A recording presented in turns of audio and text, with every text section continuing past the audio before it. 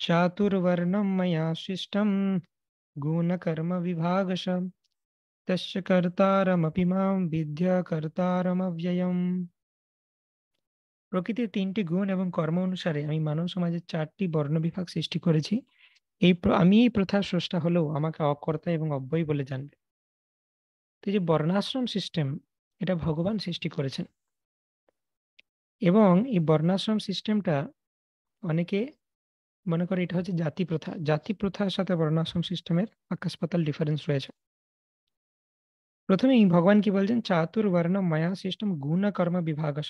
তো এই বর্ণাশ্রম ধর্মটা জন্ম অনুসারে নয়, যে ব্রাহ্মণের ছেলে ব্রাহ্মণ, ক্ষত্রিয় ছেলে ক্ষত্রিয়, এরকম নয়। গুণ আর কর্ম অনুসারে। ব্রাহ্মণ ঘরে জন্মগ্রহণ করেও কেউ যদি শূদ্রের মতো আচরণ করে, তার বর্ণ হবে শূদ্র। শ্রীমদ্ ভাগবতমে একই কথা বলা হচ্ছে যে যস্য অলক্ষণম প্রোক্তম তস্য বর্ণাভিব্যঞ্জকম যদন্যত্তপি দৃশ্যেত তত্তেনৈব বিনির্দেশেত। তো জন্মগত যে জাতি প্রথা, তার সাথে বর্ণাশ্রম সিস্টেমের ডিফারেন্স রয়েছে। বর্ণাশ্রম সিস্টেম হচ্ছে খুবই ইন্টেলিজেন্ট একটা ডিজাইন। যেমন আজকালকার দিনে কর্পোরেট অফিসেও বড় বড় কোম্পানি যে রান করছে, তাদের পিছনেও এই সাইন্টিফিক ডিজাইন থাকে। তাদের একটা টিম থাকে রিসার্চ অ্যান্ড ডেভেলপমেন্ট, যারা কন্টিনিউয়াসলি নতুন টেকনোলজি ইনভেন্ট করছে। Research and development team. একটা টিম থাকে ম্যানেজমেন্ট, যারা দেখছে যে এমপ্লয়িরা ঠিকঠাক কাজে আসছে কিনা, তাদেরকে কত বেতন দেওয়া হবে, কতজন এমপ্লয়ি রাখা হবে, এই সমস্ত ম্যানেজমেন্ট দেখছে।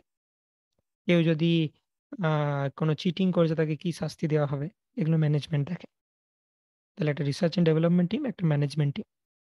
আর পয়সা চাই, ভেঞ্চার ক্যাপিটালিস্ট ইত্যাদি বিভিন্ন জন তারা ইনভেস্ট করেন।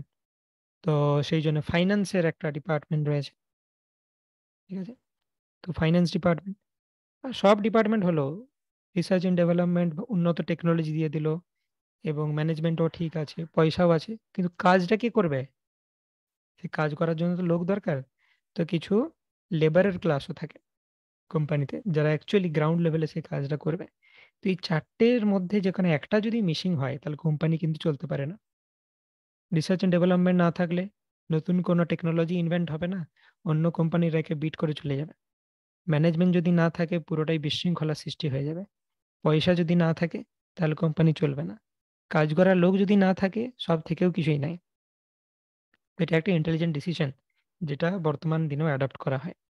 তো সেম জিনিস সোসাইটিকে চালানোর জন্য চারটে ক্লাস দরকার। এই যে রিসার্চ অ্যান্ড ডেভেলপমেন্ট টিম মানে কি, তারা মস্তিষ্ককে ইউজ করছে, সেরকম সোসাইটির এরকম কিছু মানুষ থাকা দরকার, যাদেরকে বলে ব্রাহ্মণ, যারা শাস্ত্র পড়বে এবং রাজাকে তারা পরামর্শ দেবে কিভাবে রাজ্য চালানো উচিত। ম্যানেজমেন্টটা হচ্ছে অ্যাডমিনিস্ট্রেশন, বা রাজা, ক্ষত্রিয়, তারা পুরো রাজ্যে শৃঙ্খলা বজায় রাখবে।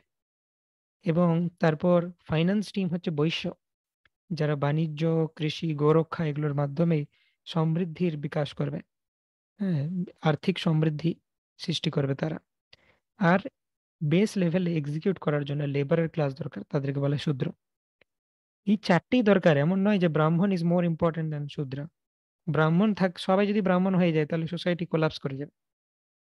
ব্রাহ্মণও দরকার আছে, ক্ষত্রিয় দরকার আছে, বৈশ্যও দরকার আছে, শূদ্রও দরকার আছে। যার যেরকম নেচার, সেই অনুযায়ী সে সেই প্রফেশনটা চুজ করবে।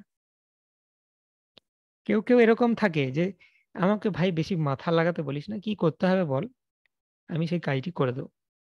তো এরকম মেন্টালিটির লোক আছে, অসুবিধার কিছু নেই। এদের কাজ এটা মাথা লাগাতে চাইছে না, মানে দিস ইজ শূদ্র মেন্টালিটি। আমাকে কাজ দাও, আমি করে দেবো, এরকম লোকও দরকার আছে। সবাই যদি মাথা লাগাতে বসে যায়, তাহলে কাজ হবে না। এরকম লোকও দরকার আছে। কিছুজন বলে যে আমি কিভাবে লাভ করা যায় সেটাতে ইন্টারেস্টেড। তো সেটা হচ্ছে বৈশ্য মেন্টালিটি। কেউ অ্যাডমিনিস্ট্রেশন, যে কোনো জায়গায় কোনো অপরাধ যেন না হয়, সেটা আমি খেয়াল রাখবো। তো এরকম বিভিন্ন জনের বিভিন্ন টেন্ডেন্সি রয়েছে, সেই টেন্ডেন্সি অনুসারে তারা এই ধরনের চারটে বর্ণের মধ্যে যে কোনো একটা প্রফেশন তারা চুজ করতে পারে। This is a very intelligent design, এবং এই ডিজাইন স্বয়ং পরমেশ্বর ভগবান করেছেন। সেই জন্য আমরা দেখতে পাচ্ছি যে কর্পোরেট, তারা অনেক রিসার্চ করে বের করেছে যে কি কি বানানো যায়। তারা যে কনক্লুশনে পৌঁছেছে, সেই কনক্লুশনে কৃষ্ণ আম, বহু আগে, 5,000 বছর আগে বলে দিয়ে চলে গেছেন যে এই চারটে ক্লাস দরকার যে কোনো সোসাইটি রান করার জন্য। কিন্তু এইটা কলিযুগ যখন আসে, তখন ব্রাহ্মণরা এটাকে ডিস্টর্ট করে তারা জন্মগত জাতি প্রথা নিয়ে চলে আসছে যে ব্রাহ্মণ, আমি, আমার ছেলে ব্রাহ্মণ, তুই শূদ্র, আহ, এবং টাচ করা যাবে না শুদ্ধদেরকে, এই ধরনের জিনিসপত্র নিয়ে চলে এসেছেন। চৈতন্য মহাপ্রভু স্বয়ং চন্দ্রশেখর আচার্য, যিনি শূদ্র, তার বাড়িতে থাকতেন, তার সাথে অ্যাসোসিয়েট করতেন, প্রসাদ পেতেন। চৈতন্য মহাপ্রভু কোনো জাতি প্রথা মানেননি। তিনি বলেইছেন যে সবাই হচ্ছে পরমেশ্বর ভগবানের সন্তান, হরিনাম করার মাধ্যমে সবাই উন্নত হতে পারে।